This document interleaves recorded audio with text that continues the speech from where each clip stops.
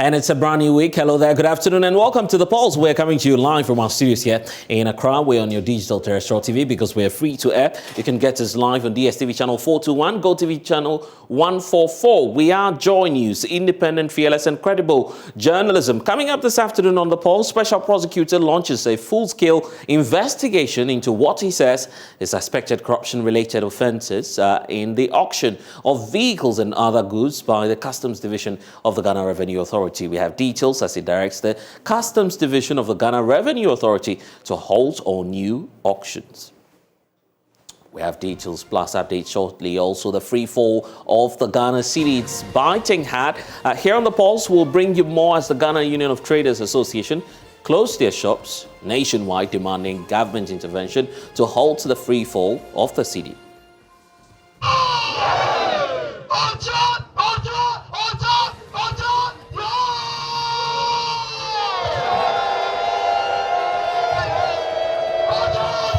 Stay with us as we hear the concerns of the business community, plus engage leadership of Guta here on The Pulse. And almost a month after the Minister of Communication and Digitalization announced government plans to introduce a self-service app to help customers register their SIM cards, the app is still yet to surface online. We'll hear from some concerned subscribers. But as you see here, there are no more people here because they are waiting for the self-registration app, and it still is not out. But when they bring the same app, I think it is we the Nordnet that will help more. We have the latest for you on that here on The Pulse, brought to you by Global Communities, Digni Lu, Affordable Safe Sanitation. Remember, this afternoon we're streaming live on YouTube, and all of our social media handles is at JoyNews on TV. Feel free to be a part of the show. I am Blessed Sogah, and thanks for choosing us.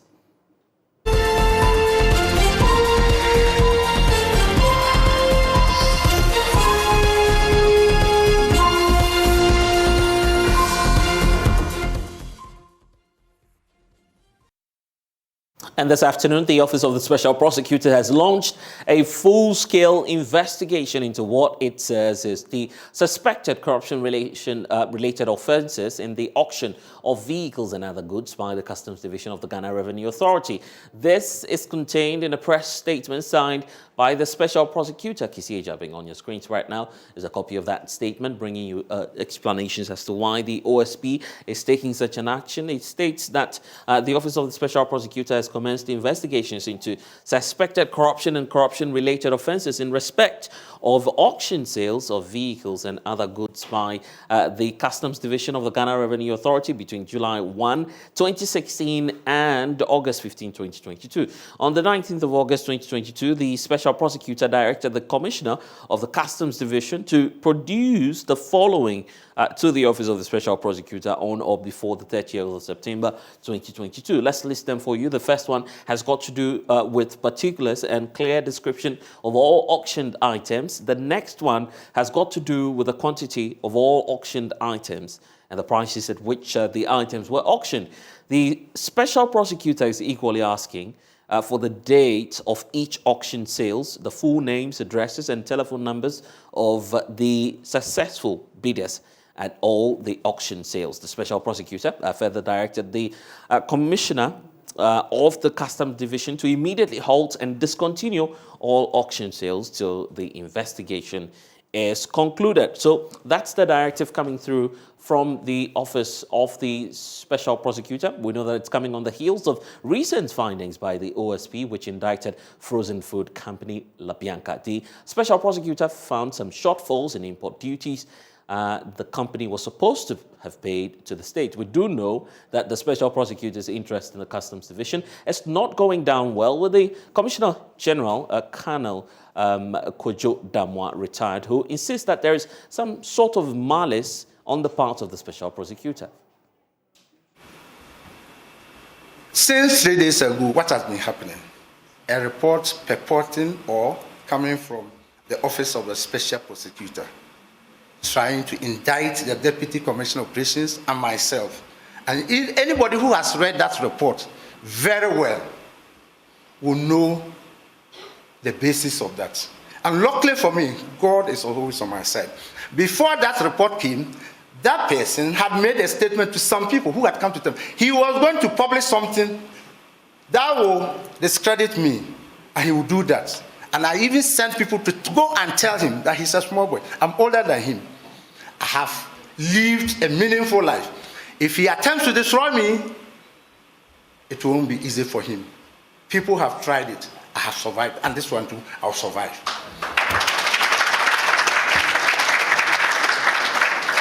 All that happened. One of the reasons was because of Mr. Akurugu. He wanted Mr. Akurugu to be seconded to his office.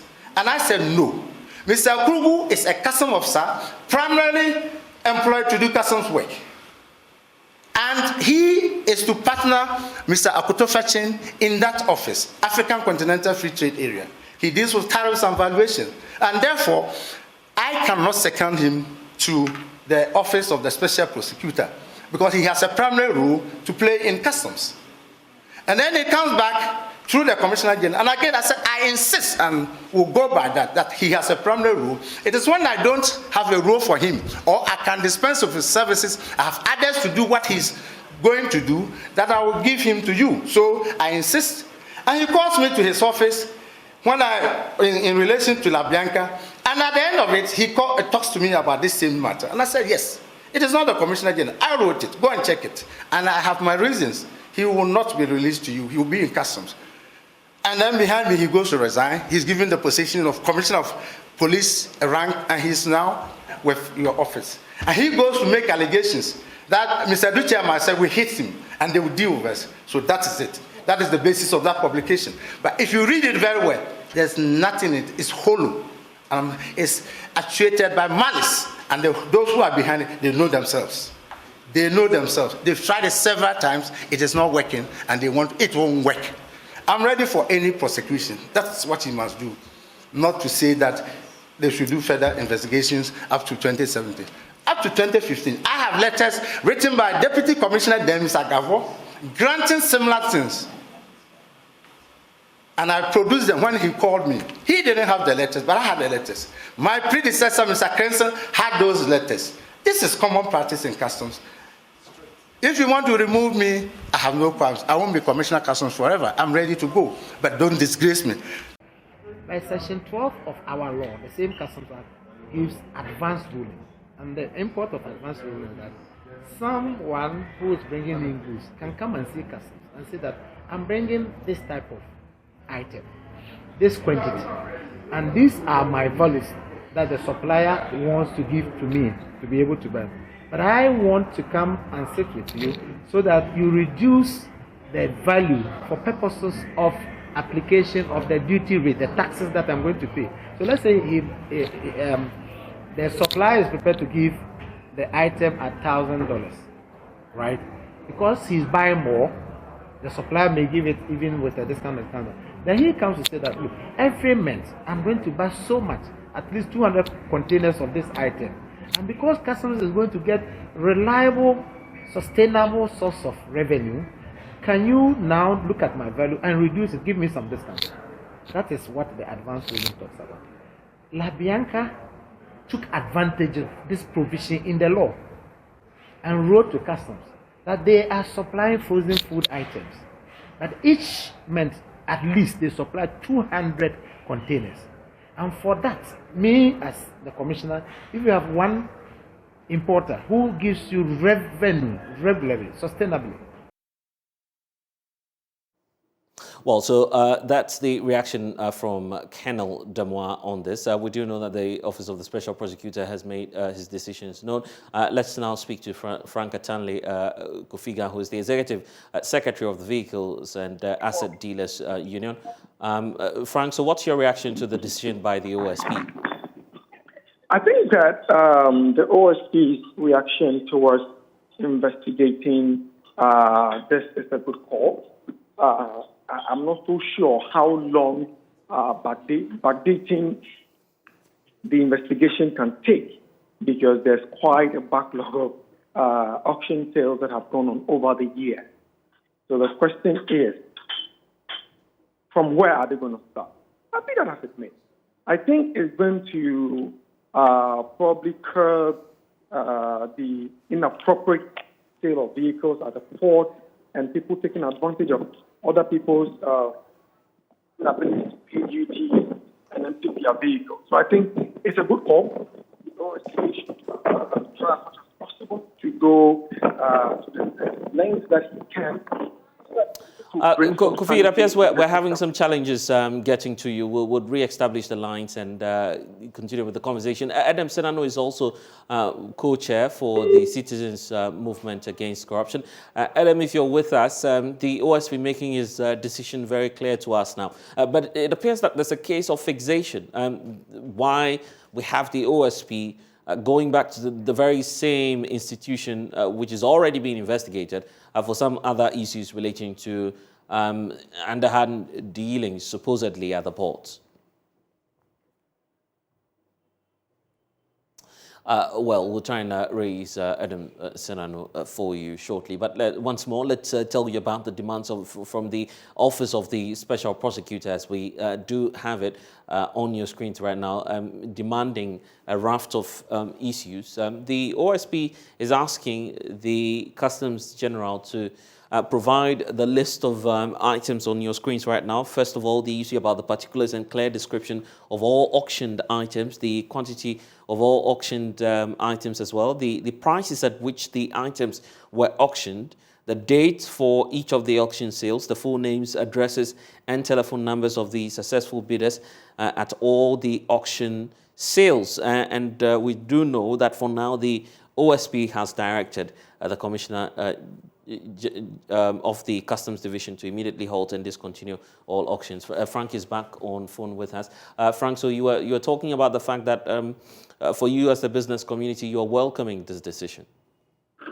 Yes, we're welcoming this decision with a lot of joy, because then it won't unearth what our frustration has been over the years and how uneasy we are or we feel often when it comes to the auction of our vehicles.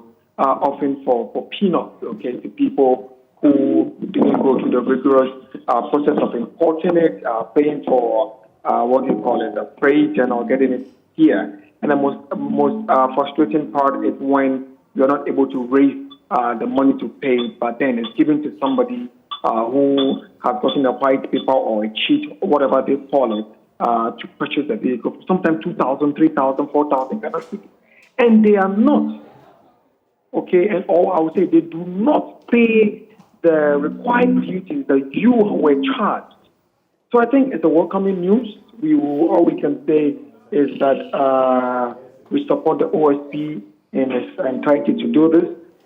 With what has actually brought up this, we as a business community, we are not. It's not part of our business.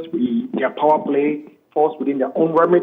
For us, the procedural conduct of customs is so important, so official, and people are taking due advantage of this particular auctioning process and the 90-day period to actually take from importers. Let's bring in Adam Senano at this point. It appears we're having challenges with the lines to Frank. Adam, for you, the OSP has made this decision very clear now. But I was asking the issue about fixation, which the OSP appears to be engaged in, or perhaps would you say that we're misdiagnosing the situation? Kindly unmute for me, Adam. I'm unmuted. Can you hear me? Loud and clear. All right. So I was saying that I don't think that's a fixation. I think it's just a normal course of what we call iteration. It's iterative because you do an initial research based on a request by, was it Francis Sassari or whatever, and it throws up a certain set of information, and based on that, you realize you must delve deeper. So I think it's a natural course that he's taken, that he's now expanding the investigation to look at other areas of customs.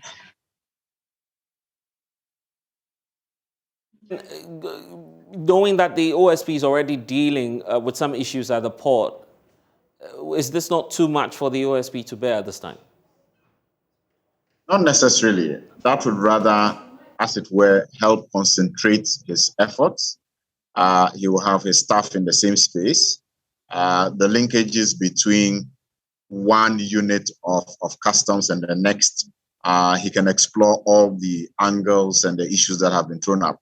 I think that it makes a lot of logical sense to focus and do a good, if it were, so to speak, house cleaning at this moment, throwing up anything that ought to be dealt with, resolving them before he moves on. So I think it's a matter of course. This was likely to happen. And we are happy that he's taking that extra look at customs. But then the directive is mostly to the customs division. And we've seen in recent days that back and forth between the customs division boss and the OSP. Could this not degenerate? Not really. I mean, as far as the law is concerned, the special prosecutor has much more power and authority to deal with these matters. There was never a point at which there was doubt in the minds of civil society that this wasn't going to be a battle that the customs division of GRA could win, because the law gives the special prosecutor the authority to look into matters at the law level, at the policy level, at the administrative level, as far as it's a public sector issue and there's any relation to corruption. So I don't see this degenerating to any kind of battle. I think that the facts will speak for themselves as long as the investigation shows. If you take it at the moment, he's asked the customs director to provide information over the past few years. That information is what's going to become the basis of whatever conclusions are drawn. Could it be the case that the OSP feels, well, when we're looking at the majority of cases of corruption, it's mostly happening at the Ghana Revenue Authority? Yes, it could well be that the number of people writing to the OSP saying that there are things happening, please pay an eye on this, have increased.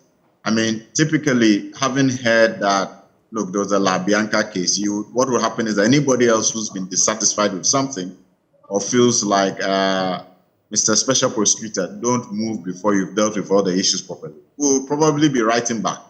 I know that Francis Asari himself said he didn't think that the OSP had done a good job because there were other angles that ought to have been taken on board. So I'm not too surprised. I actually expect that many more citizens, patriotic and well-meaning, may be highlighting issues and bringing evidence to the OSP for him to look at these matters a lot more closely. Well, the OSP's predecessor, Martin Amidu, has been speaking about his approach and decision to always put out information to the public as to what it is that he has been up to. For Martin Amidu, the issue could tarnish the image of persons who are being investigated as though they are culpable of a particular offense even before the conclusion comes through from the Office of the Special Prosecutor. You agree with him? We appeal to Martin to allow his legacy to stand the test of time. I think these are petty issues. Look, we're dissatisfied when we're not getting enough information from him when he was special prosecutor. So he should keep that in mind. We're not happy that 6 months, nothing, no action.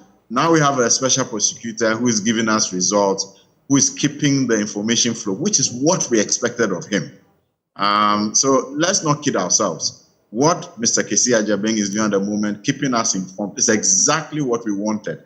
Because in our minds, if he faces any challenges and we think that government or some other part is undermining the progress of the OSP, all of us as civil society would then stand up and say, no, this is not right. In Martin's case, by the time he was telling us his difficulties, it was much too late. And then when he said he was resigning, many of us were extremely disappointed in the context of the authority that the law gives him. We felt that he could have done much, much better considering what that law provides for him to do. So we don't want to be hearing from Mr. Martin Amidu at this point on this issue.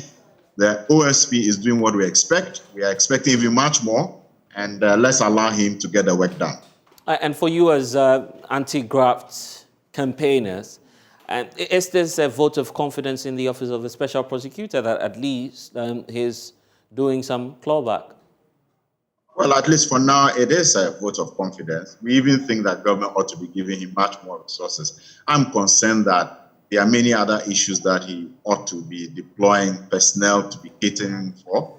I don't think he's been given enough resources to be able to make sure that the human resources and then the other logistics in terms of equipment is available. So we are not just saying that he's doing something good. We are saying that government give him much more resources so that we can have many more cases being dealt with simultaneously.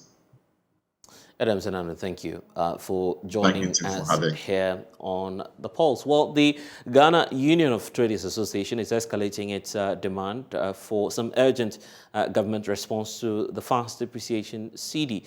Members of the union closed their shops today to protest the free fall of the cedi, which they say has eroded gains made post the COVID-19 pandemic and the shocks from the Russian-Ukraine war. They are equally asking government to patronize the trading community to get access to foreign currency to undertake their businesses. Here's president of the group and president of GUTA, Dr. Joseph Obeng, who spoke at a news conference in Accra. I'm deeply saddened by the degree of signs of depression on the faces of all members of the trading community I see here this morning. I hope the government will swiftly and decisively act to salvage our plight for the better. As a trustee and manager of our national resources and the economy at that. No doubt, we all know that at this moment in time, we have serious difficulties as a nation. We are also not oblivious of the fact that there are global challenges with regard to the COVID-19 pandemic as well as the Russia and Ukraine war, which Ghana is no exception in this global phenomenon. One thing we need to clarify, we need to clearly understand is that issues regarding the pandemic have become a new normal worldwide. Likewise, the Russia and Ukraine war, which has no end in sight. It is for these reasons that we, as a nation, need to rise above these challenges and find appropriate solutions given our peculiar situation. Therefore, the purpose of our gathering here this morning is to pinch the government to wake up and see the depth to which businesses in the country are crumbling as a result of the following. 1. Rapid and continuous depreciation of the cedi. 2. Continuous rise in the interest rate. And 3. High rate of inflation, among others.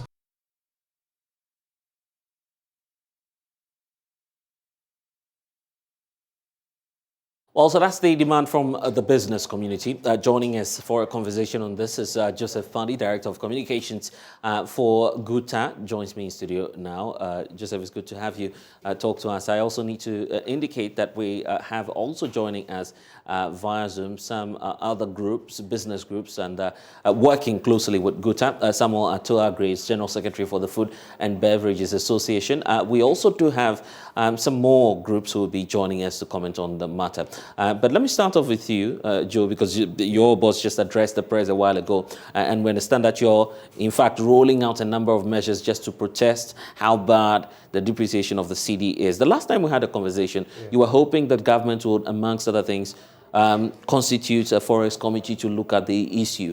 Is it the case that talks have broken down between your group and government? Not only talks have broken down, but there's no talks at all. Yeah, see, I think this, like you said, we really said, we were here just about a week ago. Right. And that's at the time we were talking, the dollar was just about $1 is to 9.1. But as we're talking today, the dollar is 1 to 10.05.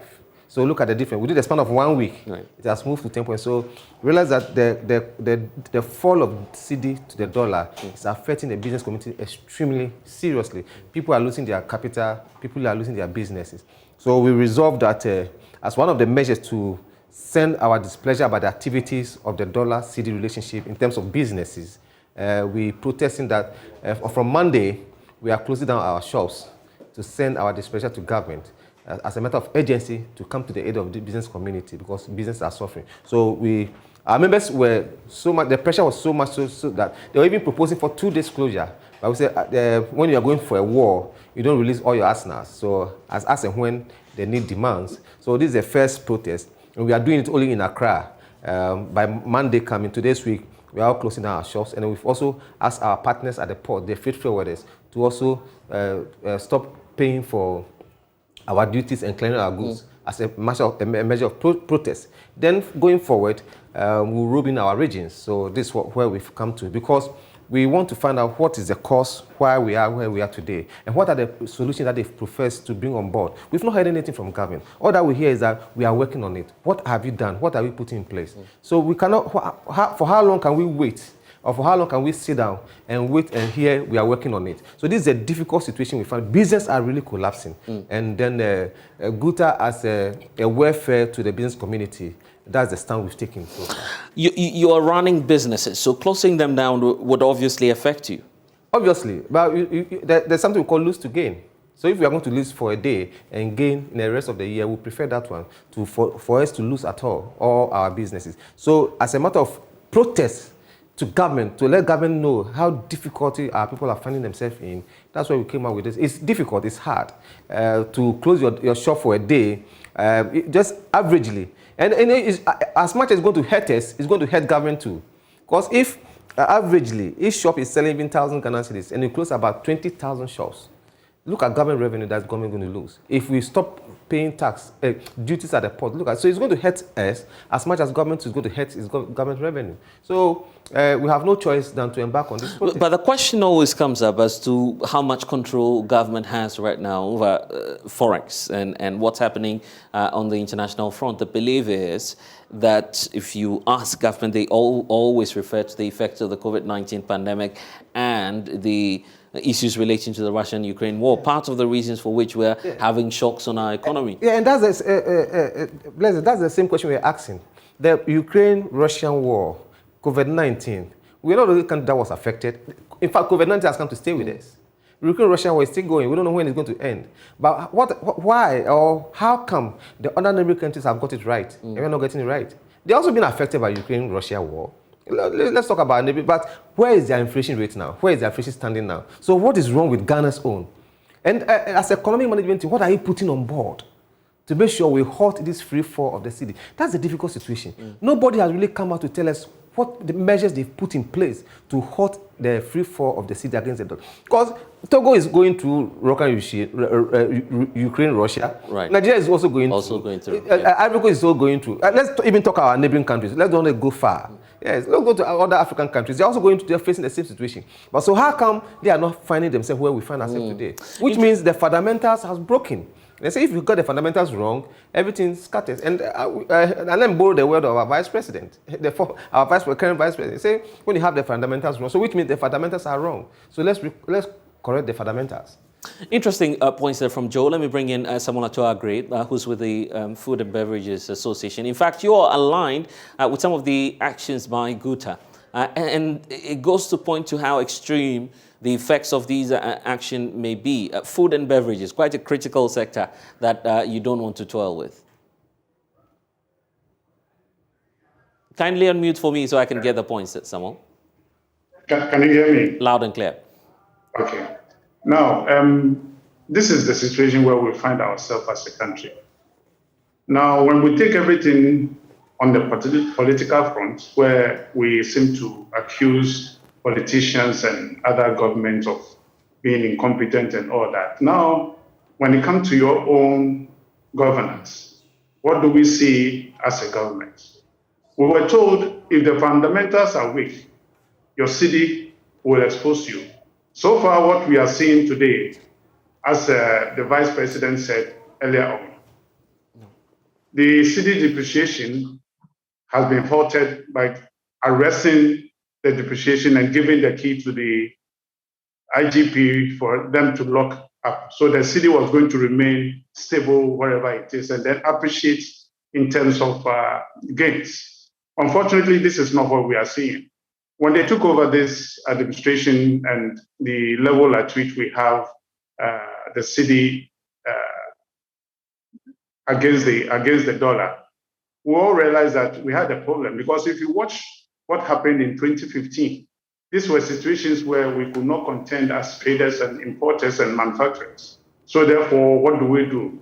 We have to go back and tell the government then that we cannot, because looking at the VAT at that time, we're paying VAT of 3%, and they said they were going to take it back and install the 17.5%, which was so difficult. And therefore, we have to garner all the trade sectors for them to come on board for us to see what we can do. The government then didn't listen.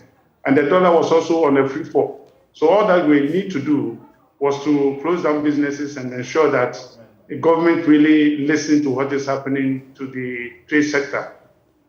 Fortunately enough, we were able to have that result, and the VAT itself was halted, and then the 3% was reintroduced. Now, coming today, we are seeing the same thing that happened in 2015, which we want the government of taking very strong measures to ensure that we don't get to that early. Now, if you look at what happened in May, when the government was being forced to reintroduce the benchmark values, because at that time, this is what was actually easing the economy for us to be able to have things on the cheaper grounds. Unfortunately, we were not able to convince government enough. But I remember telling the government, the Minister of Finance at that meeting, that whatever decision that he takes that day, whether he increases the benchmark or he reduces it by 5%, is going to go a long way to affect the economy. And therefore, he should be very careful of what he's doing. Right. What is happening to industry is because we have a long way of cost effective. We are not breaking even if we come to production. What is happening to industry is the cost of production. Why is it so expensive to produce in Ghana? We need to look at that one rather than blaming the benchmark values. Now, if you look at the duty paid at the point of entry, it's 30% increment. And when that one happens, automatically you have sparked the inflation drive to go on a free fall. So this is the time that we are seeing the reality of what is happening. Industries are not being able to break even. Importers are suffering. We have also the local sectors in these areas also suffering. Our raw material base, which we don't have in this country, and therefore we need to go to import, all has to do with foreign exchange. Now we don't know how much are we going to make in the economy to be able to import all these raw materials. Either the factories are shut down for a while until such a time that we are able to garner the resources to bring them back. Okay, then. Now, if you look at what the government itself has done, we have borrowed so much that what is happening is that we are competing with business people as to how much we can ramp the foreign exchange for us to be able to pay back our interest. Yeah. So what is happening is the government's own doing. The rampant borrowing and corruption, which is at the helm of affairs, is what we need to look at. And therefore, when we're able to solve these problems, the cedi will gain itself. At this point, we are able to let the cedi stay where it is by announcing or taking certain measures that will be able to at least augment what is happening. Because if we are not able to deal with this, by December, what will be happening is that the cedi will be on a free fall, and then we'll be buying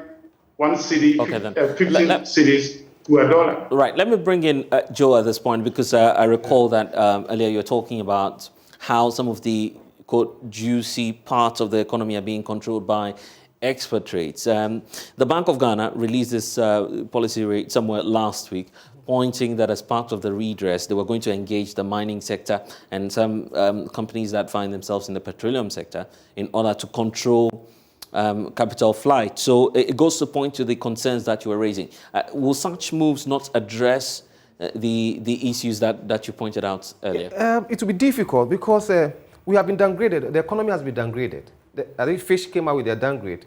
And as a result of that, most foreign companies are expatriating their currency, their money, their profits. Even some of them are even adding their capital out of the country, and therefore the demand on the forex is high. So if Bank of Ghana, on what basis are you going to talk to them? That is why we said, instead of we going into that tangent, once upon a time, we proposed that let the economic giant, like economic power, get into the hands of Ghanaians. So that as West, Ghanaians will be able to sustain the economy.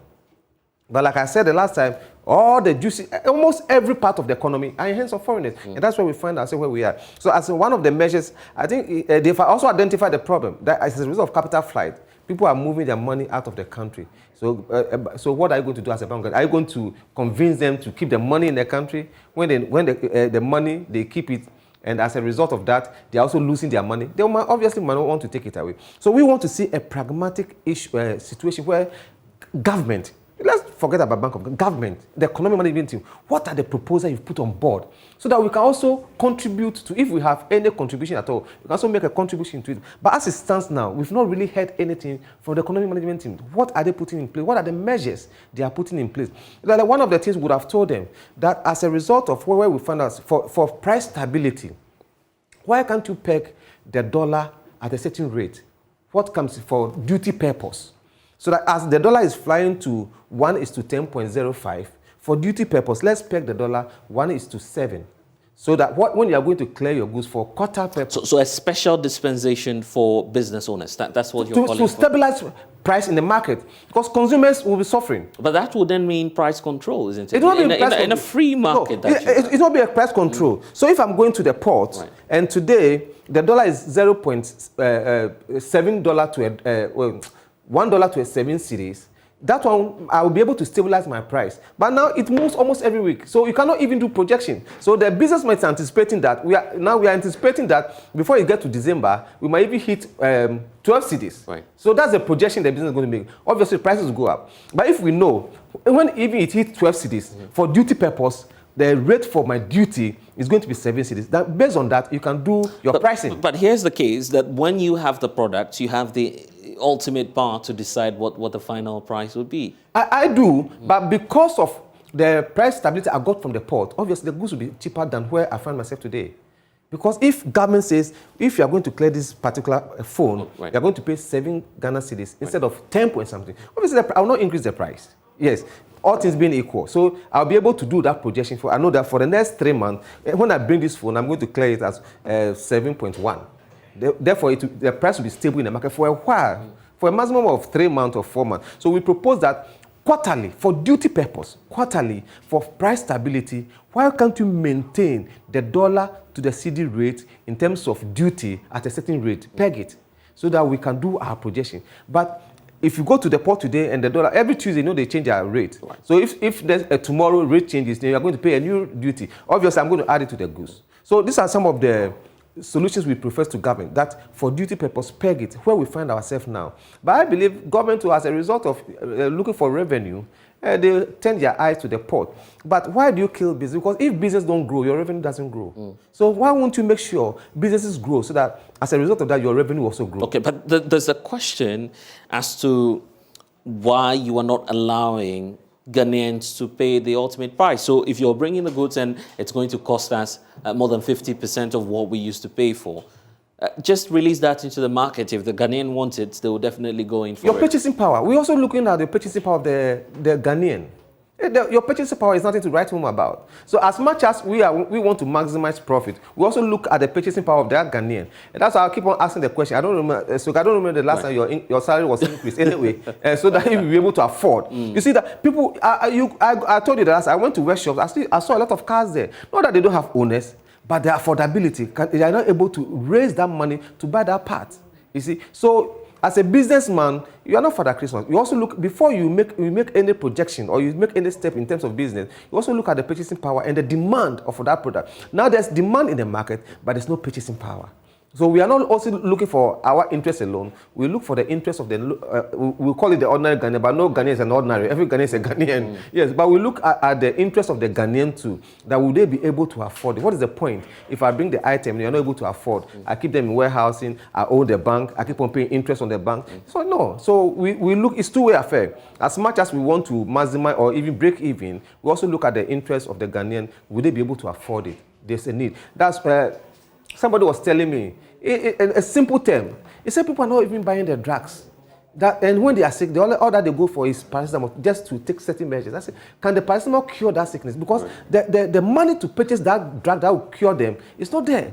So if you are a businessman, you are even importing drugs, you also consider the Ghanaian. So this is how we're looking at. So don't you have established lines and communication channels with the Trades Ministry, for instance, because that's your supervising agency? They were very instrumental at the time you were raising some concerns regarding trading, retail trading by foreigners. Yes, so exactly. if they came through at that point, why are you not resorting to that same channel now? Yeah, we did. We've done all that we could do. Try to get in touch with the authority. But now it goes beyond the Ministry of Trade. Now it should be the economic management, because it's a nationwide crisis that we find ourselves. So it goes beyond the Ministry of Trade, which Ministry of Trade too is part of the economic management team.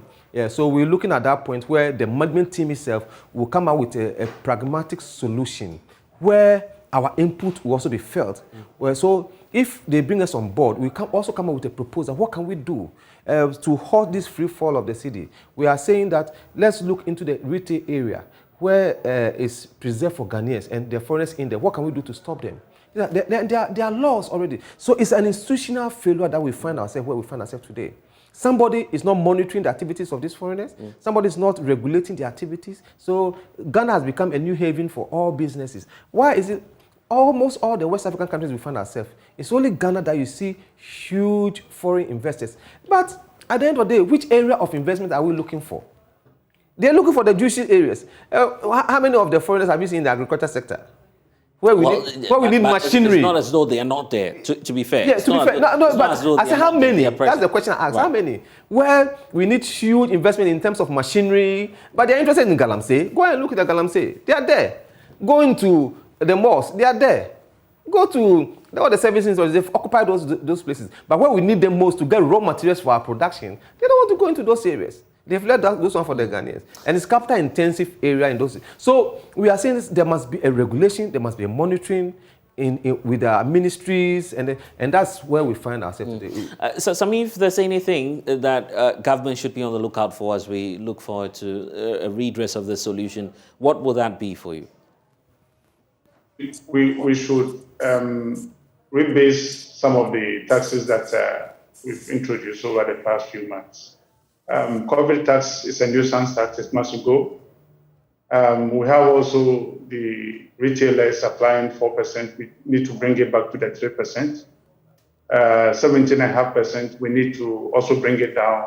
If we are going to remain on this 19.5%, then we need to have the what we call the input and output taxes, where businesses can then knock out whatever expenses that they make and against the profit. And so what threshold are you looking at?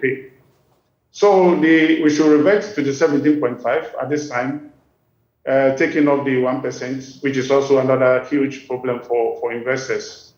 So when we're able to do that, I think at the appropriate time, we can reintroduce them when we need them.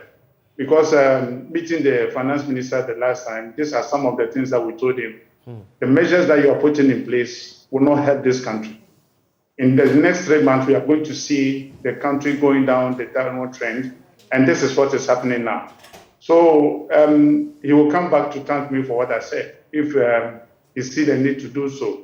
And then those who also police the city for us to go, maybe the economic management team, perhaps they have no solution to this. All of them must go, especially the vice president. If he has a shame, excuse me my word, he would have resigned by now, because all the things that he said has not come to pass. So for us business people, we cannot continue throwing our money away. As I sit now, our investments have gone down 40%, gone.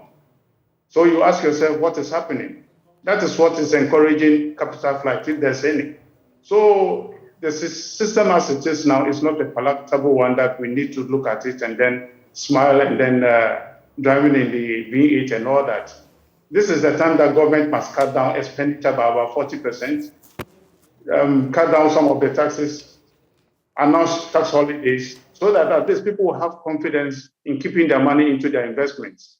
The ordinary person, as one will say, has seen no increment in salaries. And so therefore, what are they going to use in purchasing whatever that we produce and then sell to them? They can't afford it. And therefore, we can also continually increasing because we need to take back our investment. We can't do that. So as we consider losing part of it, government must also consider shedding part of some of the taxes so that all of us can break even. If you look at what has been introduced recently, water and electricity, if it comes to industry, 1% increment of electricity is a huge cost in the industry. So therefore, those who are giving free lunch that they are not going to pay much or they are paying so much low, if it comes to paying the electricity tariff and then industry paying the rest, it's still huge to us. It's going to escalate the cost of doing business because now you have to go back to rebase the cost of your produce and see whether you are going to break even or not. As much as you cannot do that, then you will consider whether you have to relocate your business, shut down for some time and see what will happen. And all these things come at a cost. We are in a time that we are encouraging most of these importers to go into production. There is production base of raw materials. We can't find them in this country. So therefore, we need to import them. As we are going to do so, it's the same exchange rate that we need that to pay for those raw materials. So if you are not able to generate enough foreign exchange to deal with this, then obviously what you have to do is to shut down your plant and then wait to see what will happen. If it comes to the retail end, the shopping malls, as my brother said, and all that. Right. You see, the shopping malls, for instance, as we see them, these people, they've licensed to go into retailing. And if you look at the criteria of their businesses, it's quite different from the open market trading that we do. All right, Sam.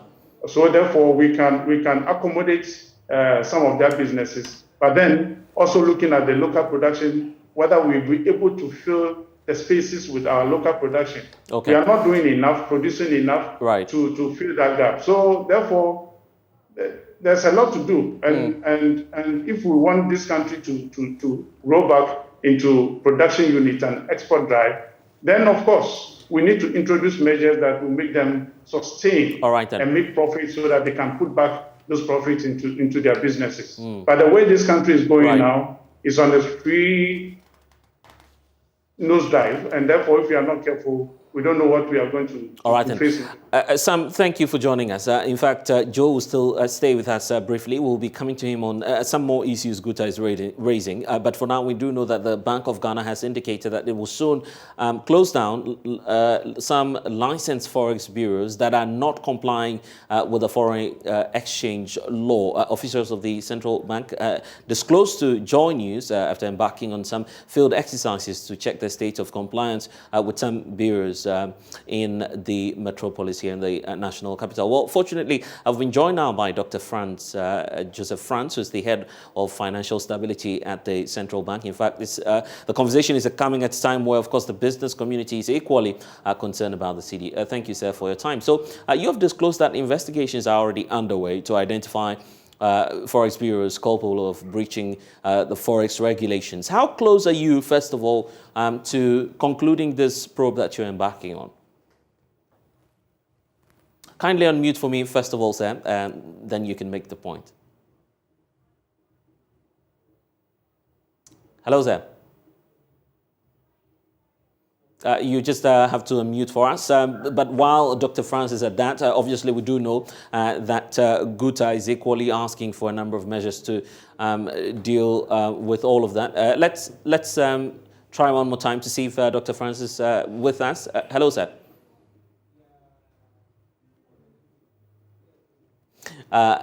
Right, we'll definitely do that connection. But for you, you were hearing Sami talk about a number of issues, yes. And we also have the Bank of Ghana coming through. Exactly. So for them, you were asking, for instance, I recall, for some engagements, broader engagements to happen. How imminent would you want that? That was one of the proposals we made to the Bank of Ghana. That as a result of the activities of this practice that we find ourselves, where people are doing for how do you call it, foreign exchange bureaus, and this. Now we see them by the roadsides. Who is monitoring those activities? Go to Tudu now and see them. And even those who are engaged in those activities are all foreigners. You see, so if now they've identified, but the crowd have been crying some years ago, we told them, look at the activities of these people where you go to airport, they are there. And now the Bank of Ghana have identified those problems and now they are chasing them up. It's a welcome call. You see, you go to bank to even look for foreign exchange, you might not get, but go to the roadside, you get. So what is the cause? Even you go to the banks will direct you to them. You feel there's some black marketing? There's a serious black market. That's what we've been complaining about. Serious black marketing. You go to the banks, your bankers, and they will even direct you to those black market people. So who gives them the foreign exchange? Where did they get it from? They get it from the country. Obviously, they got it from somewhere. So it's a cartel that the Bank of Ghana must look into it. So if now there's a wake-up call and they think that this is one of the activities that is hurting our economy, then we are grateful. Let's see if Dr. Joseph Franz is back with us, Head of Financial Stability at the Central Bank. Thank you, sir. Earlier, we're having some challenges with your connection. I was just asking how close you were to coming to a conclusion on that investigation that you're carrying out.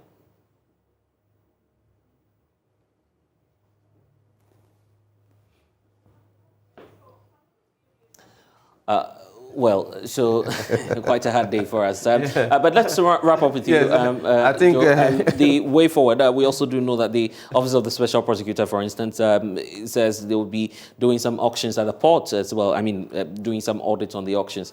When the Stamp Guta is also throwing its weight. We agree to that, because why is it that somebody brings a car and government is asking him to pay 10,000? He cannot afford 10. I'll be able to raise 6,000. And then you seize it and you auction it for 2,000. What sense does it make? As a punitive measures so that people don't... But nobody will want to import something to the country with the intention not to come and clear or not to pay. But something happened, couldn't afford, because it's too expensive. There was a particular car I bought, I paid so much. Even I have one at the port as I'm speaking to you now, and I've been asked to come and pay 53,000. You know? So if I'm not able to raise the 53,000, government lay hands on it, and the government sell it for 20,000. So if they ask the person to pay the 53,000 and pick it up. So some of these policies must change. The duty is 53,000. Anybody will pay 53,000, pay and take it, if that's what you want. But so you give the person 53, you can't afford the 53, then you auction it at 20, at times even 15. Then they auction it to the person who brought it for that 15, they will be able to afford. Because the person was even ready to pay maybe 30. So it's a bad policy. And we'll be talking about this point because it suits certain group of people. At the end of it, which people buy those seized cars? The people with authority. Yes, it's an open secret. It's an open secret that we all know. You have evidence to back it. Where did they get the cheat from before? Before you get a cheat to get a car from the port, it comes from the office of the president. Chief of staff has to give you that cheat. Obviously, we all know this. So I think it's wickedness on the part of our economy, on the part of Ghanaians. So so we raise those all issues. So if they have identified this now, they're going to change that policy and make sure, and government loses revenue in terms of those areas. Because you've asked me to pay 53, I'm not able to pay, I'll pay 30. You say no, you seize it and you sell it out for 15 or 10. It's a wicked policy. For some, and so that's why we raise these issues. Yeah. We say, what is government going to do to make sure that the high exchange rate, down to 1:10, is let us know. Right. What are they going to do in terms of the monetary policy that has moved to 22? The lending rate now is almost about 35. What is government going to do? These are the things we're asking for. We want results in those areas. The VAT flat rate that has been moved to 19.5. We say government will restore that 3% back. It's for business to be cushioned. So these are the few questions we need answers. The influx of the foreigners into the retail sector, where they are not supposed. We are not saying foreigners should not come and do retail, but there are certain retail that have been preserved for Ghanaians.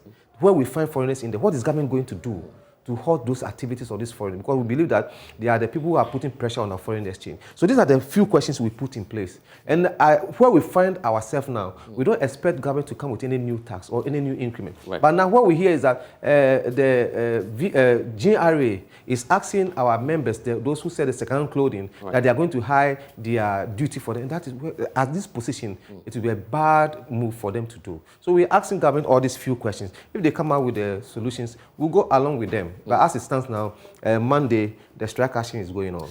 Anyway, we'll be on the lookout for that. Joseph Pardy, who speaks for the Ghana Union of Traders Association. You're still with us here on The Pulse. We'll be back shortly.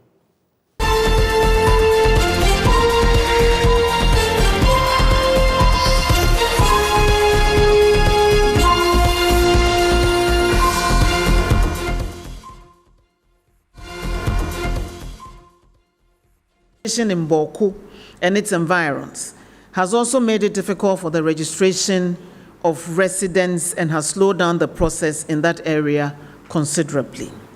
Next steps. The SIM registration app will be available for download on both Android and iOS this week, barring any unforeseen circumstances. Each registration via the app will be subject to a 5 cedi surcharge. You will pay 5 cedis to register yourself on the SIM registration app. Non-resident Ghanaians who do not have the Ghana card can use their passports to complete the process via the app, but will be required to update their details with the Ghana card once they acquire it. They have up to December 2022 to do so. I urge them to comply with these directives and to contact the NCA if they have any peculiar challenges. Well, so that was the Communications Minister, Isla Osei-Kuffour, on July 31, actually assuring that a self-service application allowing to people to register their SIMs will obviously be available on August 2. Now, 20 days later, the app has not been released. Registration is generally on the low at centers, as not many people are showing up. The few who are doing so are pointing to various challenges and adding that things can be done better if such applications exist. Let's listen to some of them who spoke to us in the national capital, Accra. Best app for them is the best idea for them to bring it up for us to use it. But as we see now, it's still not out. But I think we should focus on the normal procedure. But when you come here to the MTN office to register your SIM, it's only one person that is there. When you come to, there will be a queue. You have to wait for one another to go before you come. But at least if there are 2 or 3 people, it will move fast for us. At least the process will be going on well. But as you see here, there are no more people here because they are waiting for the self-registration app, and it still is not out. But I think last time I was watching the TV, they gave us a deadline that this is the end that they will cancel of the registration. But if still we waited till the app is not yet in, I think they have to still extend the thing for us, because we can't still be waiting, because there are people waiting for the app to register it by themselves instead of wasting their time to come here. Like us as now, I moved from the house, I'm doing something, but I moved from the house to here to register the SIM. But when I come, there are people here and there's a small queue here waiting for to reach my turn to do it. But I'm urged for the government to push on to bring the app so that we'll be able to do it easily and softly for us. It will be good for the app if he brings the app out, because that app will help us a lot. Ghana card, we started registering the Ghana card since October 2019. Even not everyone had Ghana card. This is more than 2 years now. And then, if you are going to register your SIM cards, some people use more than 4 SIM cards. Some people use Vodafones and MTN or Tigos. And some people came here for more than 1 week. They couldn't even do anything. And you know, in Ghana here, things are costly. And if you are coming here every day and then this thing is not doing for you, and if you are going to do anything, you have to buy or you have to pay. It's not good. So the app will be good, but not everyone can use the app, because it's not everyone who is using smartphone. I've went through a lot of difficulties. Even the SIM that I'm here for registration today now, I did it in the last year, and in the last year, I've linked my SIM. When I link it, and they said I should come back the following day so that they will do it for me. I went there consecutive time. When I go there, a lot of storage. They say the network has cut, the network is not good, the phone will come. And me too, I'm a tertiary student, so I was not having chance to be going for all those things. So it is now that they are giving me information that if I didn't register, they will do what? They will block my SIM or something like that. And looking at it, this is the SIM that I normally used to get money from my parents. If I didn't register, I think I will face challenges. That is why I am here to sort out. I think he should exercise his franchise on him more and bring out the app for us so that we can be able to excel from what he has said. I think when they bring the SIM up, I think it is we the Nordnet that will help more. Most of our parents, they didn't register their SIMs. And where the MTN office is very far from our place. It's far. I know. And I'm sorry to say that we Nordnet, some of our parents, they are illiterate people. They didn't go through this education program, so they don't know how benefit it is. So I think he should do that and help us. Really not, but my friends who came here were complaining about maybe their Ghana card or something. But as I came here, it is now I'm going to pass through the process. As a matter of that, I have not passed through any challenge. Just that I just wasted the time. I like a lot of time here. Apart from that, I have not faced any challenge here. Well, I think the government or the minister should be in a hurry to do that because it is going to help a lot. Because there are people who are CEOs at their job site and they can't leave their jobs to be here to register by themselves. And there are people who are also casual workers which can't leave their companies to be here to register. So if the minister put measures in place to bring that up, I think it will help a lot and they should be in a hurry to do that. As I'm here, I'm a truck driver. I left my truck over there to be here. Someone is taking over it and it's at Rage. Yeah, my friend is taking over and anything can happen over there. As I'm here, I'm making calls in order for everything to be okay there. So if there is an app which is going to help me to register by myself, I'll just be over there and register it without wasting my time. So let's bring in one of the voices who has been instrumental in the conversation, and that's the Director of Strategy at Imani Africa Salon branch here. Thank you for your time. First of all, what's your take on this delayed launch of the self-service application? Yes, good afternoon to all your viewers. I believe that the self-service app is long overdue in light of the circumstances regarding the ultimatum given up by the minister, which she intends to abide by. I believe that by this time the app should have been ready and should have been tested enough for people to have gone through it to ensure that any bugs in the app would have been fixed now for continuous deployment.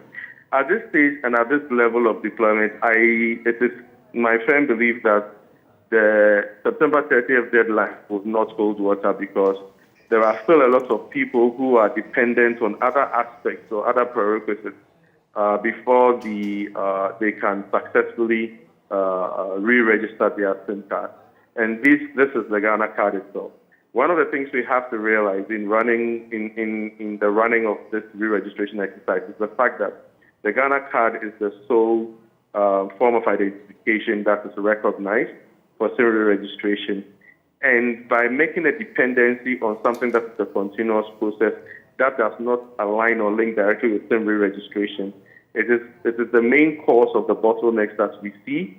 And the way in which this whole SIM re-registration program was planned, designed, and executed goes against any of the best practices under which any kind of change or process implementation program is done. And this is very clear from the problems that we are having with people still having different problems when trying to register their SIM. That this was not planned properly, stakeholders were not put together, and the right objectives for which this thing was done was not aligned or feasible. And we do know that almost 1 month into the extension, of course, persons out there have the opportunity to do the manual process. What do you make of the exercise so far? Well, it is hard to determine exactly the success of the exercise because I am not privy to the data. However, I think that this is my personal opinion, the whole process could have been designed, managed, and executed in a far more efficient mechanism to achieve the same results. I believe that we could have phased in the registration process in a much more humane way, especially with the fact that the NIA itself is resource constrained massively. And therefore, apart from major urban enclaves like Accra, Kumasi, Takoradi, and a couple of others, it's even very difficult for people to even correct information on their cards, etc., which are all critical, extremely, to them having a SIM registration exercise done. I need to emphasize here that even with all of this that is going on, the re-registration data is still not linked to any national information database. And I would also want to reiterate here, and I've said it on other forums, that the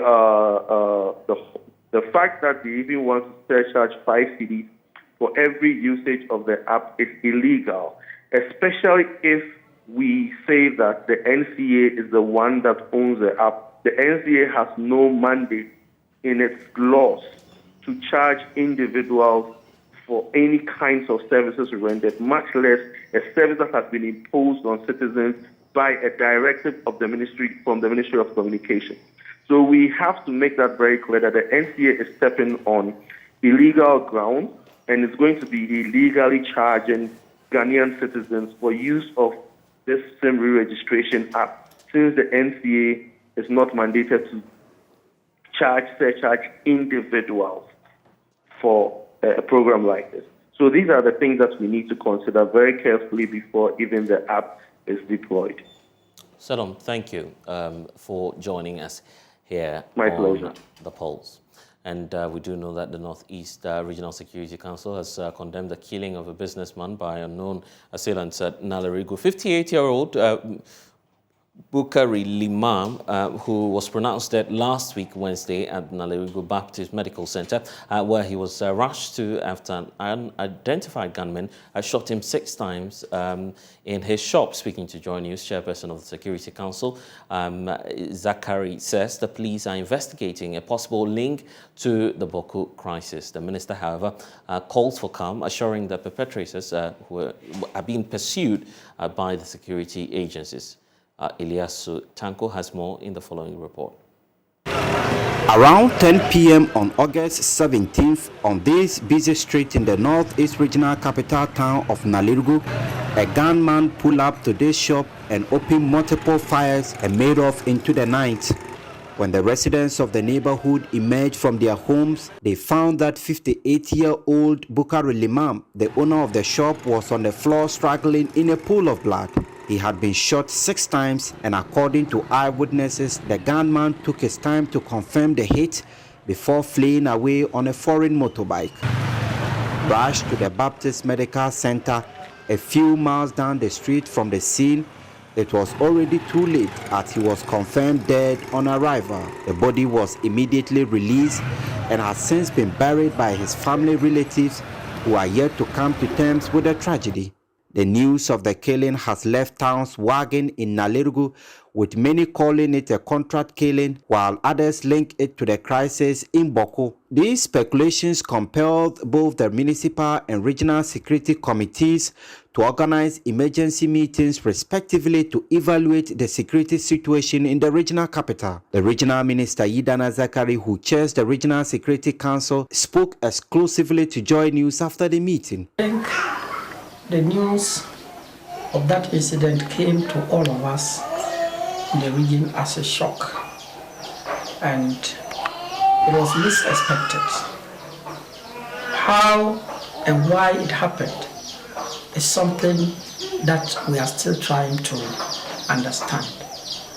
But there are many people who think that that may have happened as a result of the killing of some people in Boko and a kind of protest, if you like, reprisal against what happened. Information available to Joy News indicate that the deceased was a popular Kusasi businessman with many properties in Nalirgu, where he had lived until his family assassination last week. It was gathered that prior to his killing, he had been declared wanted and forced to flee Nalirgu after a secret audio recording of a Mamprusi students' meeting was traced to him. He returned to the town a few weeks later, only to be targeted and killed supposedly for the reason for which he went into hiding. Although this is yet to be confirmed by the police, who are tight-lipped, the regional minister has called for calm and promised those behind the attack will not forever escape justice. I'm appealing passionately to everybody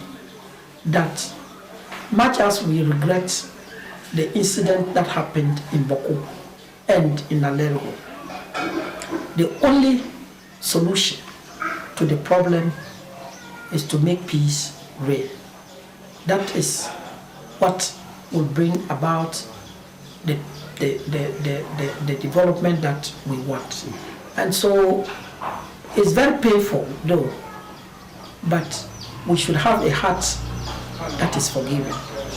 Ms. Saidana also assured the residents that the Regional Security Council as well as the House of Chiefs will continue to work together to avoid the spillover of the violence in Boko. The assurance from the palace was that people should feel free to go about their legitimate activities day and night, and that anybody who would disturb the peace of Mampurgu would not be tolerated. So that statement from the king and overlord fed into the decisions that we have also taken. Some residents who spoke to Joy News expressed fears that the security services, especially the police, might not be able to contain any serious spillover due to their chronic operational and logistical challenges, which are yet to attract the attention of the central government. They are therefore calling on the President and his Minister for Interior to adequately retool the security services in the face of the rising insecurity across the region. Ilyas Sutanko, reporting from Nalirgu for Joy News. And the much-anticipated EcoBank JoyNews Habitat Fair is scheduled to start on Wednesday, August 24 to Sunday, August 28. Already our exhibitors are giving you countless reasons not to miss out on Ghana's biggest housing fair. One of them, Lakeside Estate, is promising a 5% discount on its new Ashalibuche Community 9, soon to be completed Lakeside Hills houses. The new estate has a community playground, pharmacy, supermarket, salon, and more. Maxwell Agbagba has more in this report. The Accra International Conference Center from the 24th will be transformed into a one-stop shop for everything housing. Leading experts in the housing industry would assemble at the Accra International Conference Center to provide you with the solutions that you need. Right about now, we are at the premises of the 2019 CIMG Real Estate Company of the Year. We're talking about Lakeside Estate. And we have with us here Isaac Ntiamwa. He's the marketing manager. He's going to tell us more about Lakeside Estate and what they have on offer. This is our current community number 8, which we have currently sold out. And we are going to introduce community number 9, which is going to be the lifestyle community, which my colleague will be taking you through afterwards. Okay. The community 8 has various homes. We have the facilities like the fitness center, we have the pharmacy, we have the supermarket, we have the children playground. And going into the community 9 is going to even be bigger. Okay. Which we're going to tell you afterwards. Okay. So what it means is that on a weekend, on Friday, when I drive home and I enter this gate, I can stay here till thy kingdom comes. Yeah. What makes you stand? Lakeside Estate has been one of the companies in Ghana where we don't compromise on our space. Okay. We are competitive in the markets, and we have the competitive advantage due to the space. Okay. If you look at even our 2-bedroom standard house, it's one of the products that have a lot of space around it. Okay. Going forward to the dealers, they have even a bigger space. Okay. So compromising on space is something that we don't look at. We'll be going to Community 9 to check out the new community that's springing up. For right now, we're in front of Community 8. We're going to Community 9. Let's go. Yeah. We've been to Community 8. That's what you saw earlier. Community 8 of Lakeside Estate. Now we are at Community 9, which is a new development, new community, which is springing up. You can see construction is actually underway. A lot of the people here are busy working, but I've been inspecting some of the rooms. Very spacious, and I'm told that this place is going to be even more secure. There's going to be a bigger playing field.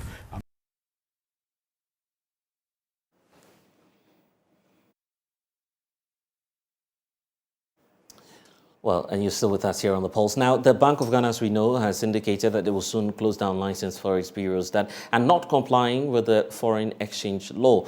Officials of the central bank disclosed this to Joy Business after embarking on some field exercises to check the state of compliance with the bureau in the Greater Accra area. Joining us now on phone, Dr. Joseph Frant, Head of Financial Stability at the Central Bank. Thank you, sir, for your time. Obviously, you have disclosed that investigations are underway to identify forex bureaus culpable of breaching the regulations. How close are you to concluding this probe? Thank you very much. Can you hear me now? Yes, I can. Okay. We actually have started this investigation. It started long ago, and so we will conclude and have it through. It goes through process. So we'll have our management also look at it, after which we will come out with what has transpired and who we find culpable. So the process has actually started. And even before your full findings are made public, what can you say about the format that some of these breaches in trading and forex are taking? Well, thank you. When it comes to forex bureau operation, it's supposed to be spot transactions. So we expect that bureaus buy from the public and they sell as and when they get people buying. So bureaus are not supposed to buy and sit on it and hold it and they will not sell. Once they buy, they need to sell. Now, the bureaus are also supposed to take identity cards or identify buyers and sellers as well. So for now, we expect bureaus to pick the identity of the buyers or their customers as they transact. And they are also supposed to issue receipts to customers as they sell so that they can record it appropriately. Bureaus, like I also said, are not supposed to buy or sell above $10,000. And this is supposed to be spot. They are not supposed to estimate forward rates, because it's not a forward transaction, it's a spot transaction. So bureaus are not supposed to, like I said initially, to pick the monies of their customers and estimate rates for them to sell in the future and so on. So these are some of the basic things that we expect the bureaus to do. And it appears that these illicit activities go a long way to affecting, issues relating to the stability of the city. How do you explain that to the average person? Well, thank you very much. We have well over 300, 400 bureaus in the system. So, and bureaus are part of the market. And then, so if bureaus is taught the pricing of foreign exchange, it will filter into the wholesale market, it will filter into all the markets. It will also affect the goods that people buy, the cost of goods, and so on, because people also look at the bureau rates, and people actually use the bureaus. Some people use the bureaus to obtain forex to do businesses, petty businesses and so on. So yes, this has stability implications. The pricing can filter into the wholesale market, and the big dealers can influence the big dealers to also price, and this will have financial stability implications. And that will filter into the inflation that we are all observing. So yes, they are very, very important to the market, and they are very important to the stability of the financial system. The business community is beginning to express some concerns about the depreciation of the cedi. As part of your immediate measures, of course, the policy rate was increased. How will this latest approach of a crackdown on illicit forest trade complement the measures and monetary policy approach that you took earlier? Yes, thank you. So like you said, there are a number of measures that we are taking. So this is one of it. We need to stabilize the market. The market needs to be calm. The market needs to be stabilized. And bureaus are supposed to be compliant. All bureaus are supposed to comply with the regulations that are being earmarked. So if you have bureaus, non-compliant bureaus, that will distort the whole market. So it is important that bureaus do the right thing. And once they do that, with other raft of measures that we have, this could go a long way to stabilize prices of forex in the system, and that will bring down inflation, help bring down inflation. Once the system stabilizes, there are various aspects that can stabilize the system. One of them is the forex market. We're taking a number of measures, and one of them is to ensure that the bureaus also do their part of the bargain. And to boost the supply of foreign exchange to the economy, we heard of that announcement that the Bank of Ghana was working together with some other stakeholders, for those in the mining sector and some multinationals finding themselves in also the petroleum areas as well. What do you have to say about whether or not these talks are yielding positive results? Yes, thank you very much. Our financial markets department are actually engaging all stakeholders who deal in forex, who obtain some forex, and so that the prime call will be for them to upload or to sell to the central bank, and this will boost the reserves of the central bank and help stabilize the rate in the system. And so the central bank, like you heard, rightly said, is engaging all stakeholders who basically receive forex in their transactions, including the mines, in the petroleum industry, and all the rest of them. So yes, that is true. And we have already started the engagement, and then it's yielding positive results. Most of them have already decided to upload. So the engagements are very fruitful and positive, and we believe that it won't take long. This will be realized on the market or in the system. So finally, is there possibly anything the public should do to restore some level of confidence in maybe our city or the economy, I should say? Well, we will say that we expect everybody, all in the country, to know that the Ghana city is the bigger tender, and so all traders will deal, unless you are registered to deal in forex, you deal in city.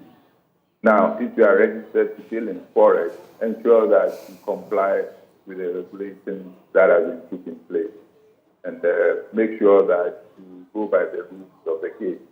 Now, if you are not doing that, then of course the central bank will come after you and we will deal with you. So we expect the forex and the general public to also help. As far as we are concerned, we think that when you transact, especially at the spot market level, you are supposed to, these are simple transactions. You are supposed to be given receipts.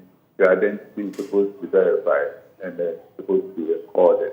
And you are not supposed to buy or sell more than $10,000. So these are the basic things that we must observe in the system. I believe that it will go a long way to stabilize the system. Dr. Franz, thank you for your time here on The Pulse. And that's all we have for you here on The Pulse. I am Blessed Sogah. Log on to myjoyonline.com. We have updates for you.